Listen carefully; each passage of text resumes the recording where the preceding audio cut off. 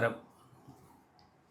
കേരളത്തിലെ ഉന്നത വിദ്യാഭ്യാസ രംഗത്തെ അങ്ങേയറ്റം താറുമാറാക്കാനുള്ള ആ നീക്കമാണ് ഇപ്പോൾ CPM നടത്തിക്കൊണ്ടിരിക്കുന്നത്. വലിയ പാരമ്പര്യമുള്ള കേരള സർവകലാശാല, ആ സർവകലാശാലയിൽ നടക്കുന്ന നാടകങ്ങൾ അതൊക്കെ ഇതിൻ്റെ തെളിവാണ്. ഗുണ്ടായിസത്തിലൂടെ സർവകലാശാല പിടിച്ചെടുക്കാനുള്ള നീക്കം അതാണിപ്പോൾ CPM നടത്തിക്കൊണ്ടിരിക്കുന്നത്.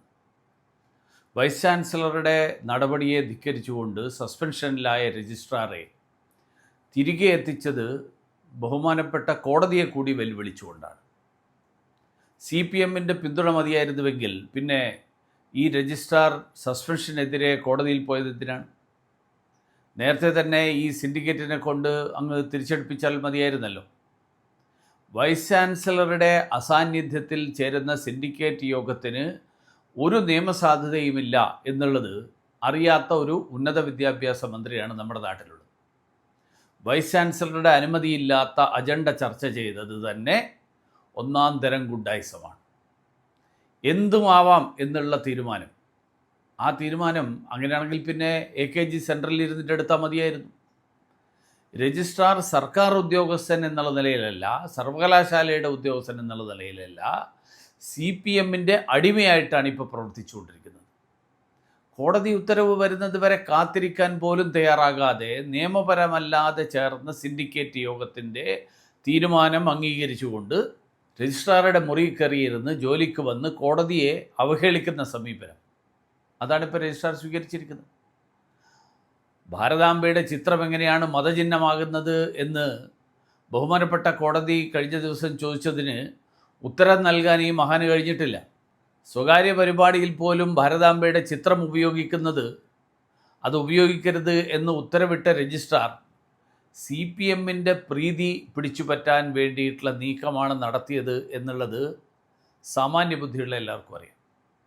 പക്ഷേ അദ്ദേഹം മനസ്സിലാക്കേണ്ടത് അദ്ദേഹത്തിന് ശമ്പളം നൽകുന്നത് AKG സെൻട്രൽ എന്നല്ല എന്ന് അദ്ദേഹം ഓർക്കണം. സർവകലാശാലയുടെ മാത്രമല്ല, സംസ്ഥാനത്തിൻ്റെ ആകെ ഭരണത്തലവനായിട്ടുള്ള ഗവർണറുടെ പരിപാടി അലങ്കോലമാക്കാനാണ് ഈ രജിസ്ട്രാർ ശ്രമിച്ചത്. അതിൻ്റെ പേരിൽ ബഹുമാനപ്പെട്ട കോടതിയെ കൂടി അവഹേളിക്കുകയാണ് ഇപ്പോൾ CPM ചെയ്തിരിക്കുന്നത്. അവർക്ക് ഇഷ്ടമില്ലാത്ത ഉത്തരവ് വന്നാൽ കോടതിയുടെ നിഷ്പക്ഷത ചോദ്യം ചെയ്യുന്ന CPMൻ്റെ പതിവ് അവസരവാദം, ആ അവസരവാദം ഈ കാര്യത്തിൽ നമ്മൾ കണ്ടു. അതാണ് മുൻ MLAക്കെതിരായിട്ടുള്ള കോടതിയെ അലക്ഷ്യ നടപടിക്ക് ഇപ്പോൾ കാരണമായിട്ടുള്ളത്. അവർക്ക് ഇഷ്ടമില്ലാത്ത ചോദ്യങ്ങൾ ഉന്നയിച്ചാൽ കോടതിയും വൈസ് ചാൻസലറും ഒക്കെ സംഘപരിവാർ ഏജൻറ്റുമാരാകും. ഈ തട്ടിപ്പ് കേരളത്തിലെ പൊതുസമൂഹം മനസ്സിലാക്കി കഴിഞ്ഞു. കേരള സർവകലാശാലയെ സമ്പൂർണ്ണ അരാജകത്വത്തിലേക്ക് തള്ളിവിടുന്ന CPMഉം അവരുടെ ഏറാൻ മൂളികളായിട്ടുള്ള ഉദ്യോഗസ്ഥന്മാരുമൊക്കെ കേരളത്തിലെ സർവകലാശാലകൾ കമ്മ്യൂണിസ്റ്റ് പാർട്ടികളുടെ ബ്രാഞ്ചുകളാക്കി മാറ്റാനുള്ള നീക്കം, ആ നീക്കം പിണറായി വിജയൻ നേതൃത്വത്തിലുള്ള സർക്കാർ ഇന്നും ഇന്നലെയും തുടങ്ങിയതല്ല.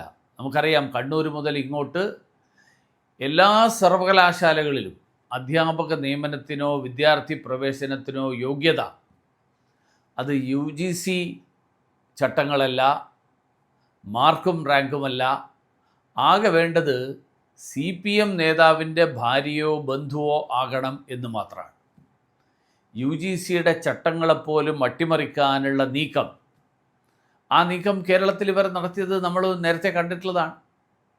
ഇപ്പോഴത്തെ കേരള സർവകലാശാലയുടെ താൽക്കാലിക VC ഡോക്ടർ സിസ തോമസ്, അവർ CPMൻ്റെ ആജ്ഞാനുവർത്തിയാകാത്തതിൻ്റെ പേരിൽ വേട്ടയാടപ്പെട്ട വ്യക്തിയാണ്. ഉന്നത വിദ്യാഭ്യാസ മേഖലയെ മികവിൻ്റെ കേന്ദ്രമാക്കുമെന്ന് നാഴികയ്ക്ക് 40 വട്ടം ആവർത്തിക്കുന്ന മന്ത്രി ഈ അരാജകത്വ നടപടികൾക്കെല്ലാം ചൂട്ടുപിടിച്ചുകൊണ്ടിരിക്കുകയാണ്. സർവകലാശാലകളെ മികവിൻ്റെയല്ല ഗുണ്ടായിസത്തിൻ്റെയും റൗഡിസത്തിൻ്റെയും കേന്ദ്രമാക്കുകയാണ് മന്ത്രിയുടെ പാർട്ടി.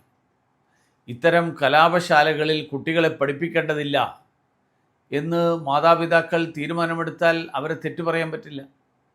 സർവകലാശാലകളോട് ഇതേ സമീപനമാണ് CPM തുടരുന്നതെങ്കിൽ ഇനിയും കേരളത്തിൽ നിന്ന് കുട്ടികൾ വിദേശ സർവകലാശാലകളിലേക്കും മറ്റ് സംസ്ഥാനങ്ങളിലേക്കും പോവുക തന്നെ ചെയ്യുള്ളൂ.